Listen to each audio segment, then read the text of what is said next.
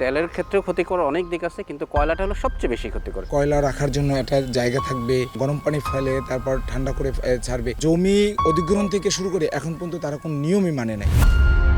কয়লাগুলো যে রাস্তা দিয়ে নিয়ে আসে কিংবা যে পরিবহন করা হয় তখনই কিন্তু জলবায়ুর বিভিন্ন ধরনের ক্ষতি হয়। নিয়ম অনুযায়ী এই কয়লা ঢেকে রাখতে হবে, কিন্তু তা খোলা অবস্থায় থাকে। বিভিন্নভাবে তা নদীতে পড়ে। বিদ্যুৎ কেন্দ্র থেকে যে বর্জ্য বের হয় সেগুলো এই নদীতেই ফেলা হয়। নদীর পানিতে কয়লা ও বর্জ্য মিশে দূষণ হচ্ছে পায়রা, বিষখালী ও বঙ্গোপসাগরের 3 মোহনা। যতগুলা পাওয়ার প্ল্যান্ট হয়েছে ইলিশের অভয়াশ্রমের জায়গাগুলোতে হয়েছে, এবং অন্যান্য মাছও কিন্তু পাশাপাশি ধ্বংস হয়ে গিয়েছে। আগে যে আমরা মাছ পাইছি এই নদীতে, এখন এই আর 4 ভাগের 1 ভাগ পাইছি। আমরা এখন গোসলও দিতে পারি না এই পানিতে। তারা তো ক্ষতিপূরণ দেবেই না, বরং আরো বিভিন্ন রকমের হুমকি দেয়।